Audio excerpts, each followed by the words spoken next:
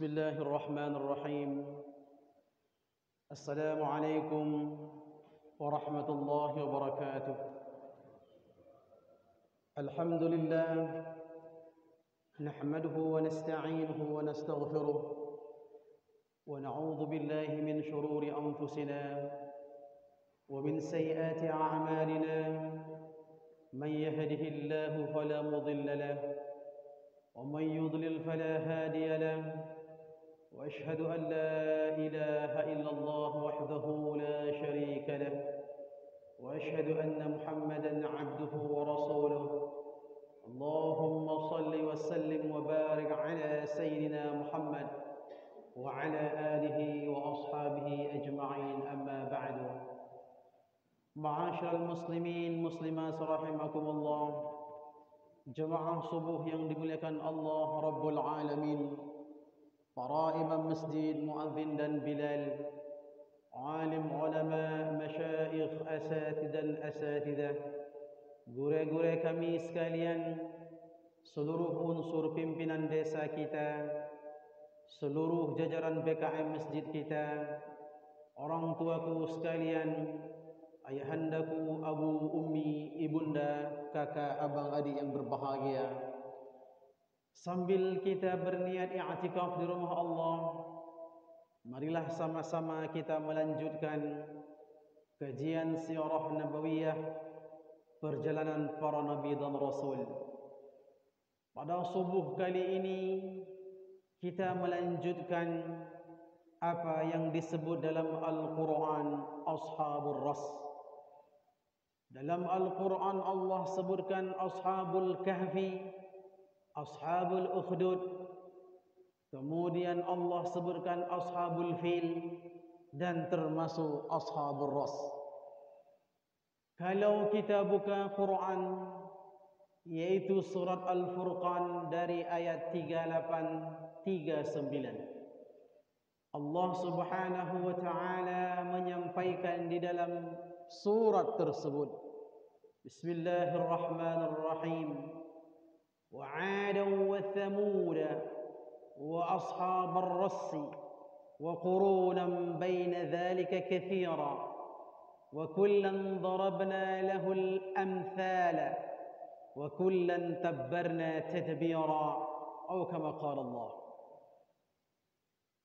Ayat tersebut mengatakan, dan telah kami binasakan kaum 'Ad, telah kami binasakan kaum Thamud, dan telah kami binasakan kaum Ras. Setelah itu Allah lanjuti, dan masih banyak lagi yang telah kami binasakan di antara generasi kaum-kaum yang lain. Wa kullan darabna lahul amthal, dan semuanya telah kami jadikan sebagai perumpamaan, contoh untuk kita. Kata Allah, lihat itu Thamud, lihat itu kaum 'Ad, lihat itu kaum Ras, binasa telah kami jadikan mereka. Apa tak cukup itu menjadi perumpamaan? Kalau masih tidak bisa melihat mana mayat-mayatnya, lihat tempat tinggal mereka masih kami simpan. Ambil pelajaran dari situ, ambil peringatan dari situ. Maka paling tidak enak seumpamanya suatu kaum Allah jadikan kaum tadi adalah perumpamaan yang tak baik untuk generasi selanjutnya. Tak enak karena pelajarannya tidak baik. Lihat, musnah semuanya kami buat. Maka disuruh ambil pelajaran. Jangan sampai kita pula generasi sekarang menjadi pelajaran tak baik untuk generasi kita selanjutnya.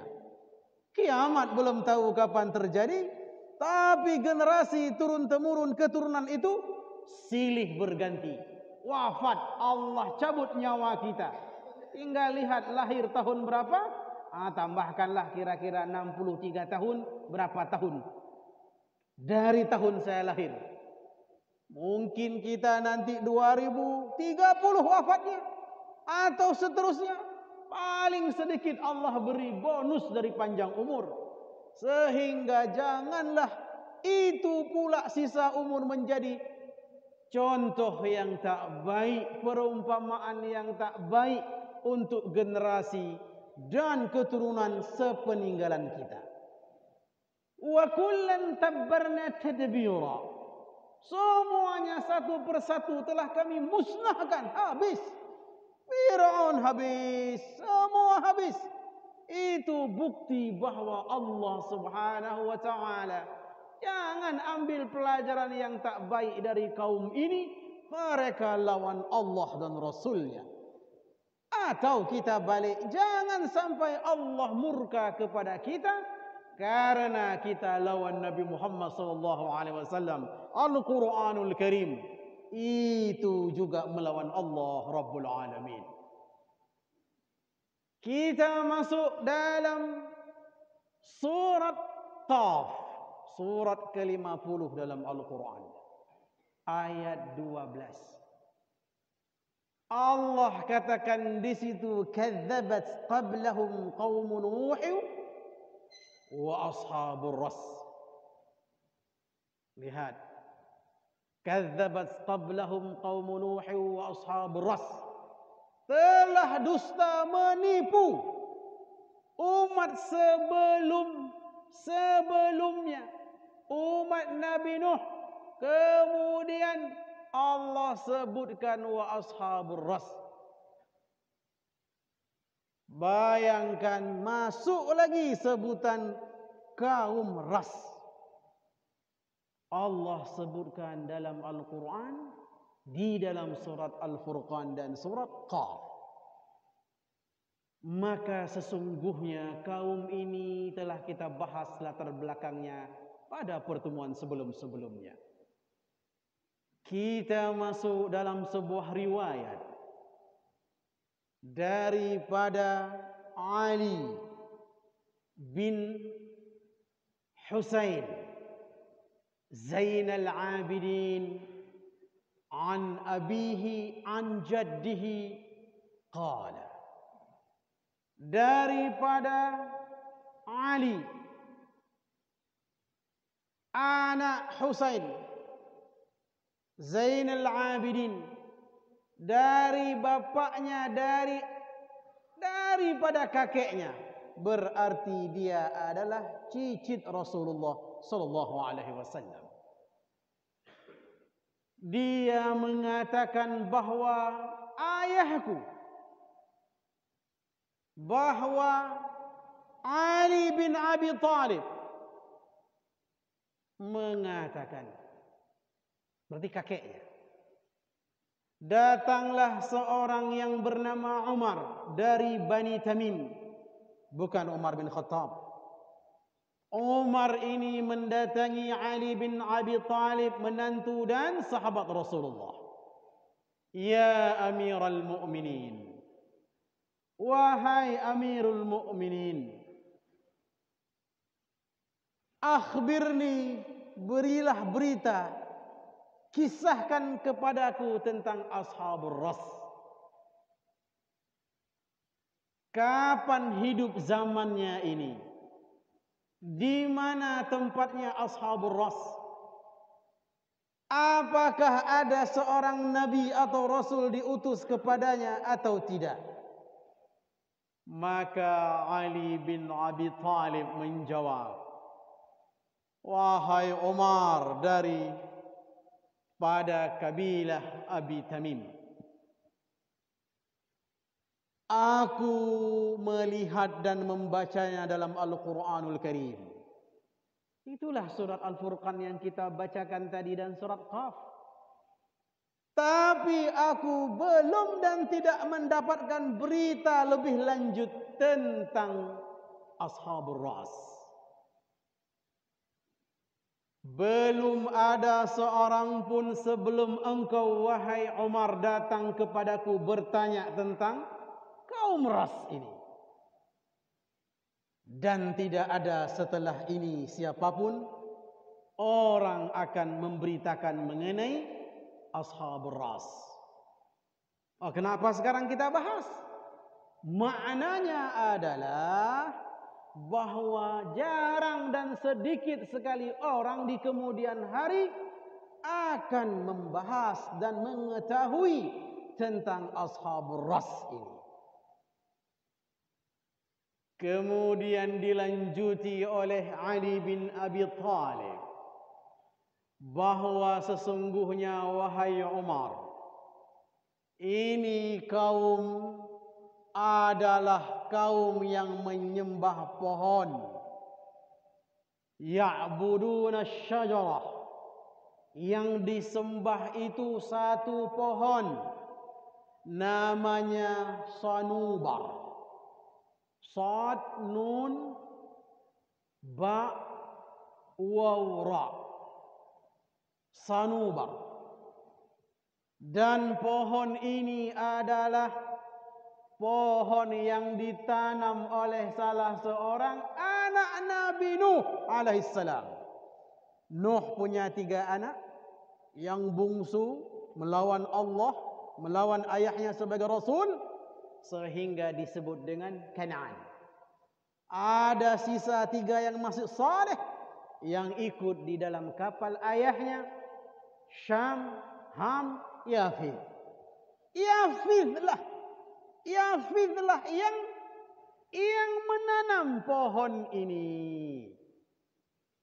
Begitu banjir tufan telah reda, kemudian kapal bahtera itu merapat ke bumi kembali. Yang pertama dilakukan oleh Yafith, yaitu dengan menanam pohon ini, kata Ali bin Abi Thalib.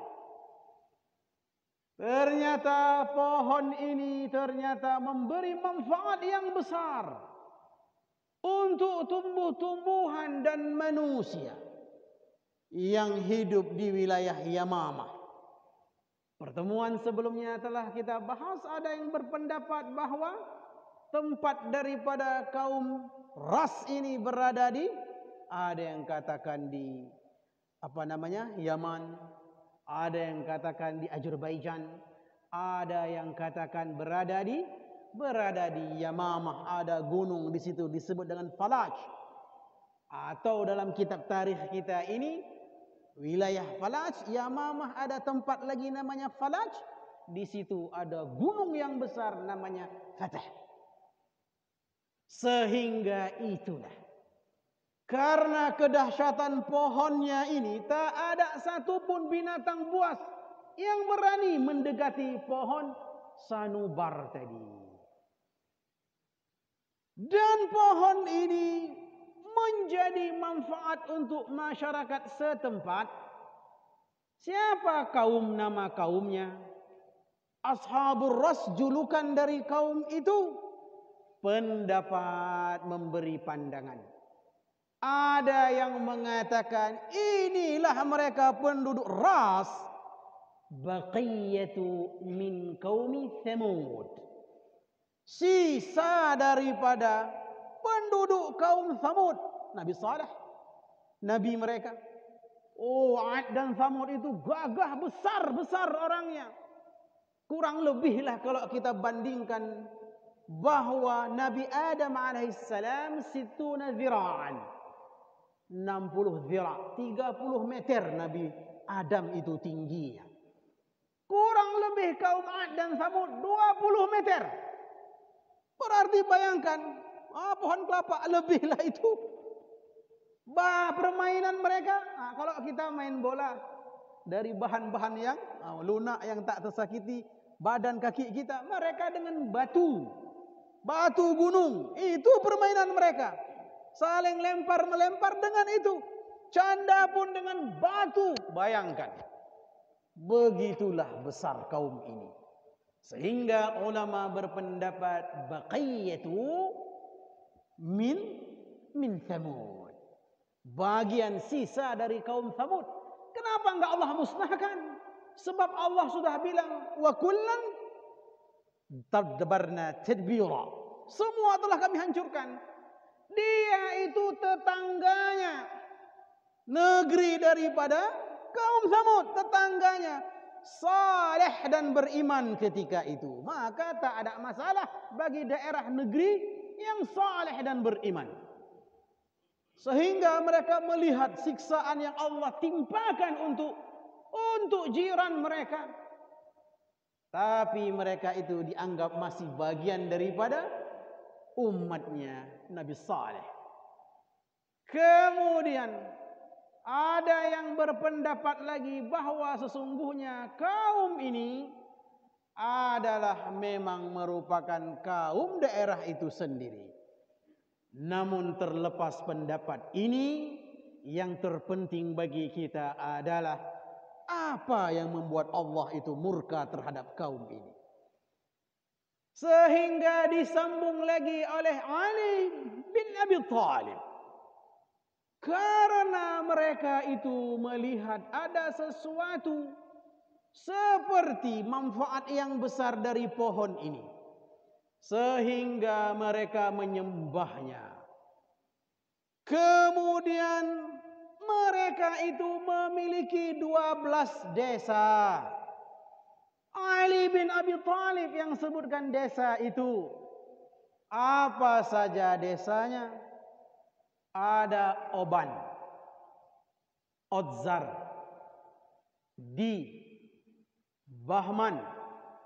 Yang kelima Isfandar. Ada hubungan nanti mengapa kami sebut yang kelima Isfandar. Setelah Isfandar disebut dengan Farwadin. Terus Ordi, Behesh. Kemudian Khoddad. Selanjutnya Murdad, bukan Murtad, Murdad. Tir, Mihir dan Syahriwar. Bukan Syahrial, Syahriwar. Ini bahasa lebih condong kepada bahasa Farsi, Iran. Maka di antara desa-desa ini seluruhnya mereka kufur kepada Allah. Awalnya disembahlah pohon itu. Mereka bawa setiap bulan. Maka mereka bawa setiap bulan itu apa yang menjadi kepentingannya. Oh, Zulham sedang beternak sekarang ini, ternak sapi. Bawalah salah satu sapi itu untuk menjadi tumbal di depan pohon tersebut. Sesajen. Kemudian oh si fulan dia adalah petani pohon kurma atau apel misalnya, dibawalah apa yang menjadi pendapatan kehidupan dia. Disitulah mereka datang merayakannya selama 12 hari 12 malam. Mereka akan lumuri darah itu di pepohonan tersebut yang airnya jernih tanpa henti. Awalnya air itu dibuat irigasi ke 12 desa tersebut. Tapi lama-lama mereka punya pikiran dan perasaan, ini pohon sanubar, istilah lain disebut dengan Syab Darkhat. Syab Darkhat. Di sini dalam buku bahasa Arab ini, Syab Darkhat artinya rajanya pohon.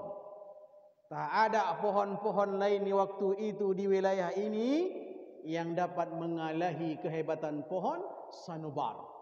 Maka disebut dengan Syab Darkhat, yaitu rajanya pohon. Mereka lihat pohon ini kemanapun dialirkan subur semuanya. Ada kekhawatiran nanti pada masanya seandainya terlalu overkonsumtif, dikonsumsi, diminum sewena-wena, dialirkan kemana sesuka hati, yang sudah pasti pertama dialirkan ke 12 desa itu. Sehingga mereka membuatlah aturan. Dasarnya apa? Karena pohon ini hayatu alihatina. Istilah dipakai di kitab kita ini hayatu alihatina. Pohon ini mengandung unsur ketuhanan, memberi dahsyat manfaat yang besar. Binatang buas tak berani menyentuh pohon, dekat saja tak berani kepada pohon tersebut. Airnya luar biasa, mengalir jernih, sehingga kekhawatiran jangan-jangan layam bagi, tak layak. Kata-kata mereka ini bukan Quran, bukan hadis. Tak layak seandainya gara-gara kita minum air ini, kita alirkan air ini kemana-mana, mengurangi nanti kekuatan kehidupan ketuhanan kita. Itu makna lainnya, pohon ini lama-lama khawatir air bisa habis dan matilah kita. Sehingga mereka buat suatu dustur atau undang-undang, sejak itu tak boleh siapapun mengalirkan kemanapun, tak boleh juga diminum oleh manusia dan hewan. Berjalan mereka sembahlah setiap tahun pohon ini, dan apapun yang mereka bawa mereka sajikan. Kata Ali bin Abi Thalib, wahai Umar, cara mereka itu untuk memujanya tidak cukup di situ. Mereka itu juga membakar pohon-pohon yang lain, dedaunan mereka bakar, sehingga di saat asap telah mengupal dan banyak, di saat itu mereka sujud. Mereka sujud kepada pohon sambil menangis meratapi, sehingga masuklah iblis, dan iblis berada di pohon itu sambil mengatakan, ya ibadi, wahai hamba-hambaku, raditu ankum, aku meridai kalian. Itulah kata-kata daripada iblis, sehingga mereka mendengar suara itu makin menangis mereka.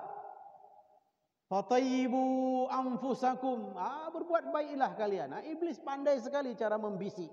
Pertama dibuatnya, dibisik, indah sekali bisikannya.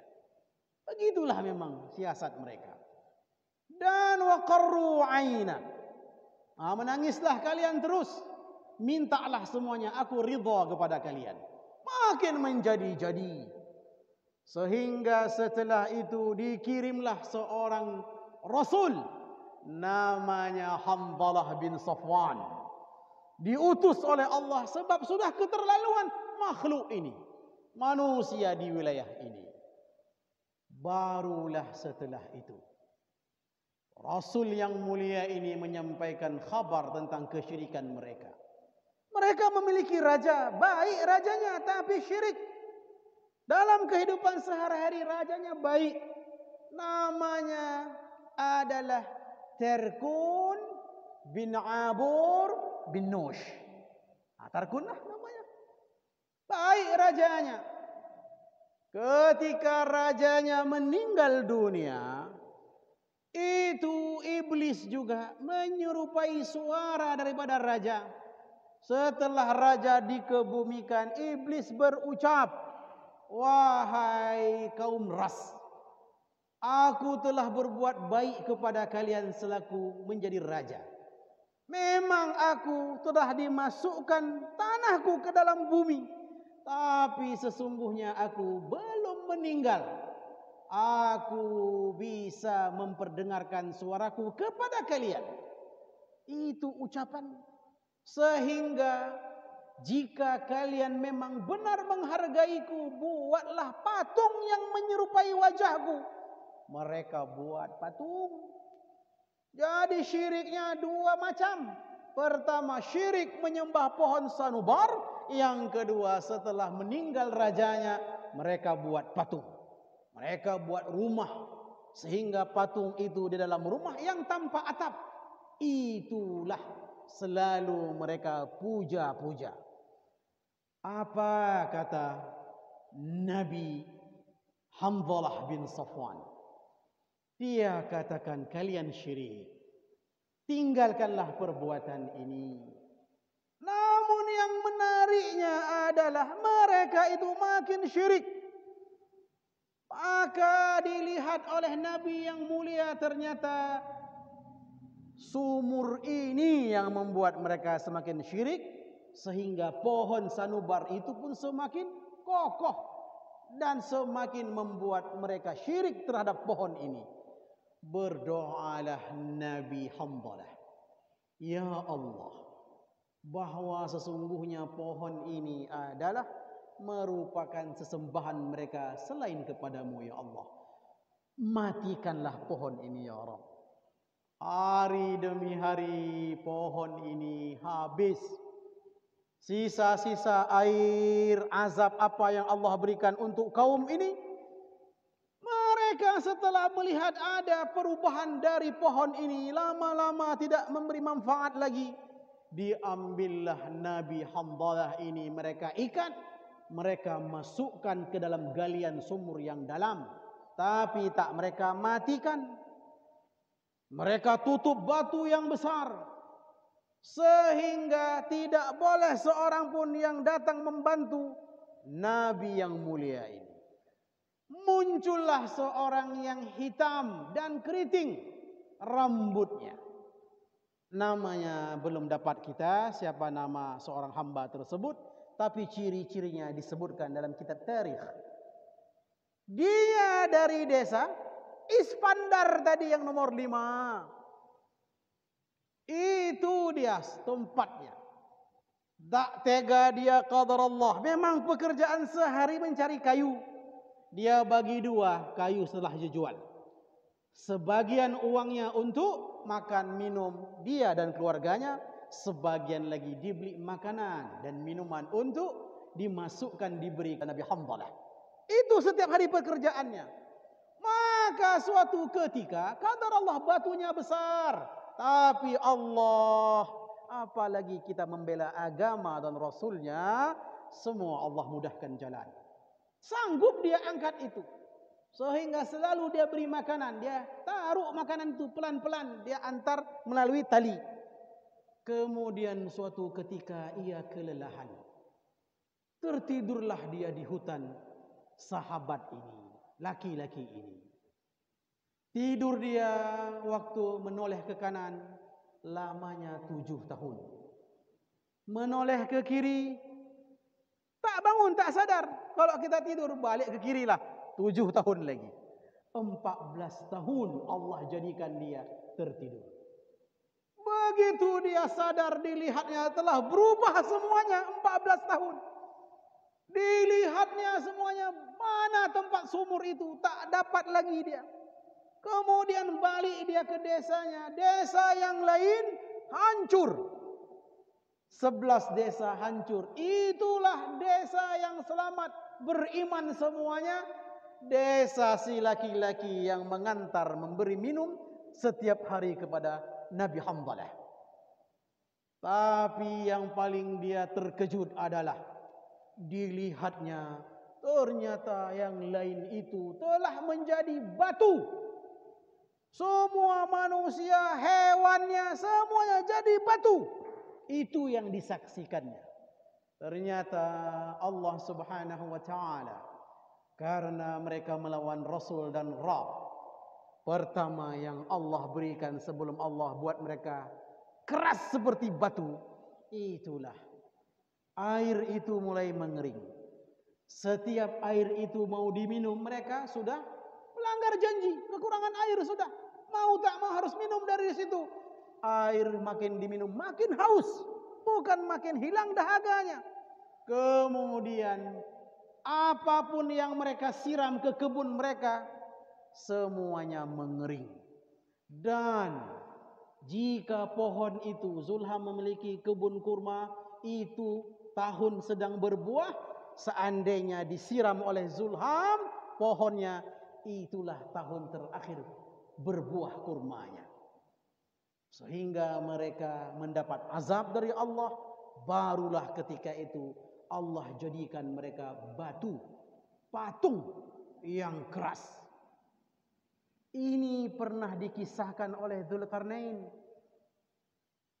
Iskandar Dzulqarnain, yang dalam surat Al-Kahfi dia berkisah, aku suatu ketika melewati suatu tempat yang kudapati adalah jin yang tinggal di wilayah itu dan binatang buas. Adapun manusia-manusianya kulihat dalam bentuk patung yang keras, dalam bentuk manusia, tapi qadar Allah azab mereka berbentuk menjadi patung yang keras, batu yang keras. Inilah pelajaran yang Allah maksud untuk kita.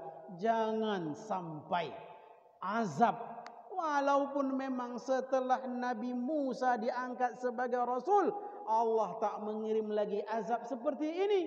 Tapi qadar Allah, jika Allah berkehendak, bisa saja. Apa yang tak mungkin bagi Allah, fa'alul lima yurid. Kami tutup dengan surat Al-Hajj ayat ke-45. Faka'ayyim min qaryatin ahlaknaha wa hiya zalimatun fahiya khawiyatun ala urushiha wa bi'rin mu'attalatin wa qasrin masyid. Ini sambungan tentang kaitannya dengan Ar-Ras. Apa kata Allah? Maka begitu banyak negeri yang telah kami hulu lantakkan, dan juga mereka itu zalim kepadaku. Fahiya khawiyatun ala urushiha, maka kuhancurkan sehancur-hancurnya. Sumur mereka pun mereka tinggali. Lihat sumur. Wa bi'rin mu'attalatin, sumur-sumur mereka tinggali. Tidak hanya sumur saja, wa qasrim masyid, istana yang megah mereka buat, tak ada penghuni. Lihatlah kalau kita jalan-jalan ke piramid saja, tak ada orang malam hari, takut orang. Museumnya pun yang di kota, kita pun kalau disuruh jaga di samping Firaun tak berani kita. Bayangkan ditinggali semuanya karena azabku. Demikian kajian kita. Subhanakallah bihamdik, asyhadu an la ilaha illa anta, astaghfiruka wa atubu ilaik. Assalamualaikum warahmatullahi wabarakatuh.